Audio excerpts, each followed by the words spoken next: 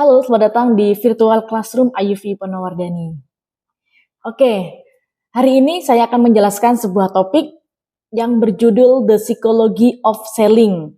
Dan judul ini saya ambil dari sebuah buku yang memiliki judul yang sama juga, karya dari Brian Tracy. Brian Tracy ini adalah seorang professional speaker dan juga sales trainer yang berasal dari Amerika Serikat.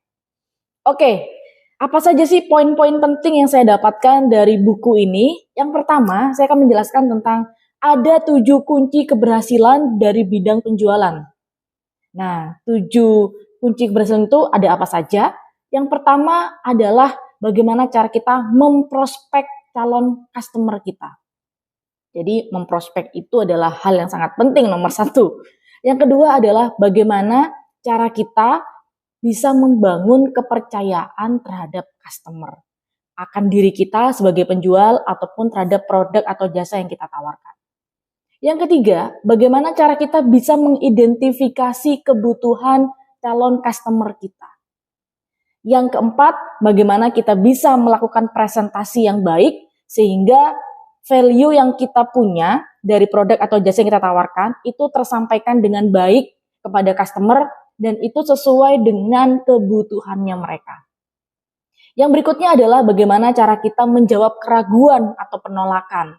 Jadi jangan sampai ketika customer kita menolak tawaran kita, kemudian kita langsung putus asa, kemudian kita langsung merasa bodoh, merasa tidak berguna, atau langsung mental breakdown ya. Jadi bagaimana kita tetap stabil menjaga penolakan tersebut. Gitu. Karena di buku ini tertulis bahwa yang namanya penjual itu pasti akan mengalami penolakan dan itu nggak cuma sekali, bahkan bisa ratusan atau ribuan kali. Gitu. Dan yang keenam, bagaimana seorang penjual ini bisa menutup penjualan atau bahasa familiarnya adalah bagaimana kita bisa closing gitu. Kemudian yang terakhir adalah bagaimana kita bisa mendapatkan penjualan berikutnya dan kita juga bisa mendapatkan referensi calon customer yang bisa kita prospek. Oke, nah poin yang kedua, sering ada pertanyaan, kapan sih waktu terbaik untuk menjual? Nah, jawabannya adalah langsung setelah Anda berhasil menjual produk atau jasa yang kamu tawarkan. Nah, kenapa? Karena secara psikologi setelah kita berhasil menjual barang atau jasa yang kita tawarkan, keyakinan diri kita itu akan meningkat drastis. Kepercayaan diri kita tuh akan meningkat drastis dan kita lagi berada dalam kondisi yang positif, yang semangat, yang happy. Karena peningkatan kinerja seorang wiraniaga atau penjual itu tidak ada hubungannya dengan produk, dengan pasar, atau dengan customer. Tetapi itu terjadi karena konsep diri kita sendiri. Ketika kita percaya diri terhadap diri kita, ketika kita yakin terhadap produk atau jasa kita, dan kita bisa menjelaskan dengan antusias, maka itu bisa berefek yang positif, bisa menghasilkan penjualan, ataupun bisa membuat customer itu merasa percaya terhadap apa yang kita tawarkan. Itu berdampak positif.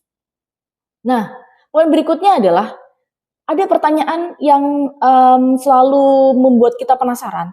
Mengapa sih customer itu tidak mau membeli produk kita atau jasa kita? Apa sih alasan mereka?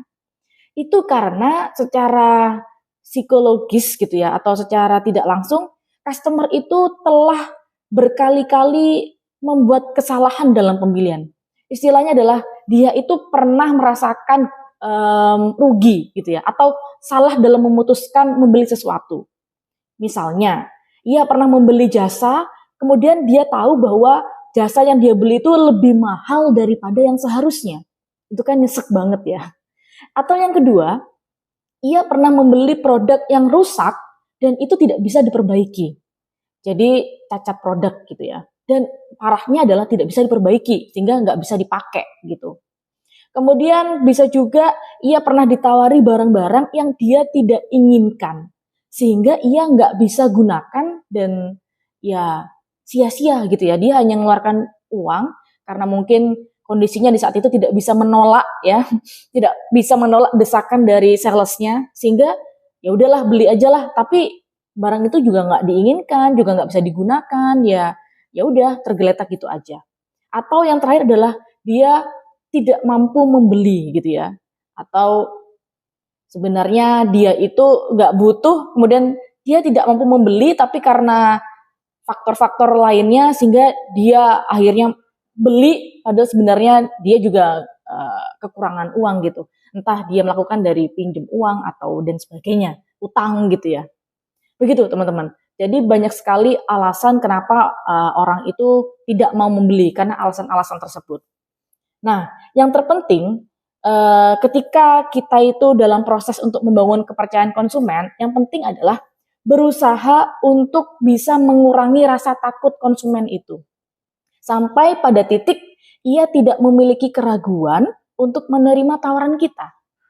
Jadi karena kebanyakan konsumen itu merasa bahwa dia pernah rugi, dia pernah salah dalam memutuskan pembelian. Ketika kita berhadapan dengan orang-orang seperti itu atau kebanyakan orang begitu ya, maka yang penting adalah kita bisa membangun kepercayaan konsumen sampai pada titik dia itu bisa mengurangi rasa takutnya untuk kecewa. Itu sih poin utamanya. Oke, kemudian ada 5 upaya gitu ya untuk bisa melakukan closing atau 5 upaya untuk bisa melakukan penjualan. Jadi teman-teman ini adalah suatu rahasia gitu ya yang mungkin tidak banyak diketahui bahwa ternyata 80% penjualan itu tidak akan pernah closing, tidak akan pernah sukses sebelum pertemuan yang kelima. Pertemuan yang kelima. Gitu ya. Jadi 5 itu adalah keywordnya dari sebuah keberhasilan penjualan atau closing. 80% penjualan tidak akan pernah tutup atau sukses sebelum pertemuan kelima.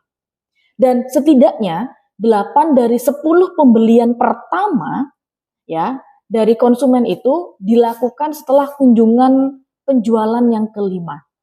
Jadi buat teman-teman yang saat ini bertugas atau berprofesi sebagai sales gitu ya atau tenaga penjualan, maka kalau gagal di pertemuan ke-1, kedua, ketiga, it's okay gitu ya.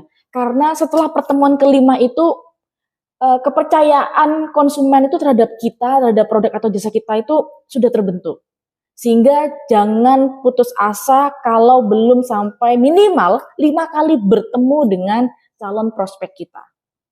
Nah, apa saja yang harus dilakukan? Apa upaya yang harus dilakukan untuk bisa sampai goal ya ke 5 pertemuan itu? Ya pertama, kita harus bisa membuat janji temu gitu ya. Pergi bertemu dengan calon prospek kita. Kemudian berbicara dengan dia gitu ya. Kemudian mendengarkan apa sih yang dia butuhkan, apa yang dia inginkan gitu. Sehingga pada akhirnya kita bisa meyakinkan bahwa produk atau jasa kita ini bisa melayani kebutuhan konsumen tersebut. Begitu. Jadi kalau belum 5 kali pertemuan, maka ya kita jangan berharap yang berlebih gitu ya.